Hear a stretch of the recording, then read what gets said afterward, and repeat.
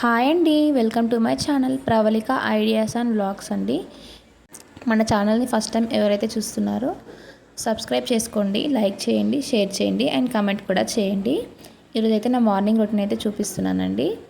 లేవగానే ఇల్లు తుడుచుకొని బ్రష్ చేసి ఫ్రెష్ అయ్యి హాట్ వాటర్ అయితే తాగుతున్నానండి. మా ఇంటి ముందు అయితే ఫుల్ గ్రీనరీగా ఉంటుందండి.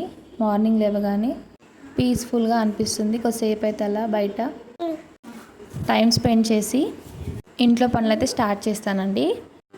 ఇల్లు అయితే ఊడ్చేసి మాఫ్ అయితే పెట్టేశానండి. మాఫ్ పెట్టిన తర్వాత ఇంకా కొన్ని గిన్నెలు అయితే ఉండే, అవి కూడా కడిగేశాను.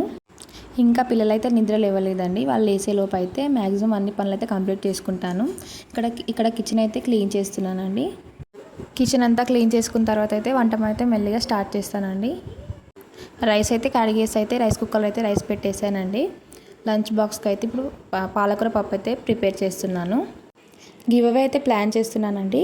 గివ్ అవేలో ఎలా పార్టిసిపేట్ చేయాలి, ఎలాంటి గిఫ్ట్స్ ఇస్తున్నాను, గివ్ అవేలో నేను పెట్టిన కండిషన్స్ ఏంటి అనేది తెలుసుకోవాలనుకుంటే షార్ట్ వీడియోస్ అయితే చేశానండి. ఒకసారి వెళ్ళి చూడండి.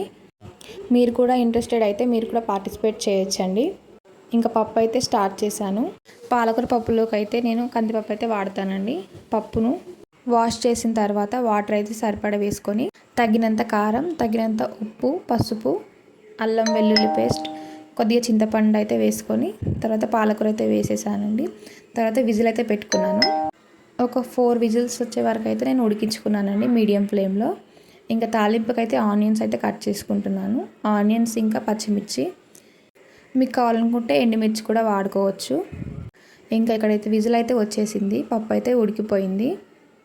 పప్పు ఉడికిన తర్వాత పప్పు గుత్తి అయితే నేను మెత్తగా అయితే స్మాష్ చేసేసుకున్నాను. ఇంకా తాలింపుకి కావాల్సినవన్నీ కట్ చేసుకున్న తర్వాత ఒక ప్యాన్ పెట్టుకొని ఆయిల్ తగినంత వేసుకొని ఆవాలు, జీలకర్ర అయితే వేసానండి ఫస్ట్ అయితే. తర్వాత వేగిన తర్వాత పచ్చిమిర్చి అయితే వేసాను. అది కొద్దిగా వేగిన తర్వాత ఆనియన్స్ అయితే వేసుకున్నాను. అవి కొంచెం గోల్డెన్ కలర్ వచ్చేంత వరకు అయితే వేయించుకోవాలి. తర్వాత కరివేపాకు ఇంకా కొత్తిమీర, పుదీనా అయితే కూడా యాడ్ చేశాను. ఇక్కడైతే రుబ్బుకున్న పప్పులోకి అయితే తాలింపు అయితే వేసేసాను. ఇంకా పాలకూర పప్పు అయితే రెడీ అయిపోయిందండి. చాలా ఈజీగా అయితే పప్పు అయితే తయారైపోయింది. ఇంకా ఇక్కడైతే ఒక ఫీడింగ్ డ్రెస్ అయితే మీషో నుండి అయితే తీసుకున్నానండి. చాలా బాగుంది. రివ్యూ ఇద్దామని అయితే ఇక్కడ వీడియో అయితే చేస్తున్నాను. 299కే ఇంత మంచి క్వాలిటీ డ్రెస్ వస్తుందని అయితే నేనైతే అస్సలు ఎక్స్పెక్ట్ చేయలేదండి. కనిపిస్తుంది కదా డిజైన్ అయితే, ఇదైతే థ్రెడ్ వర్క్ అండి, పెయింట్ అయితే కాదు.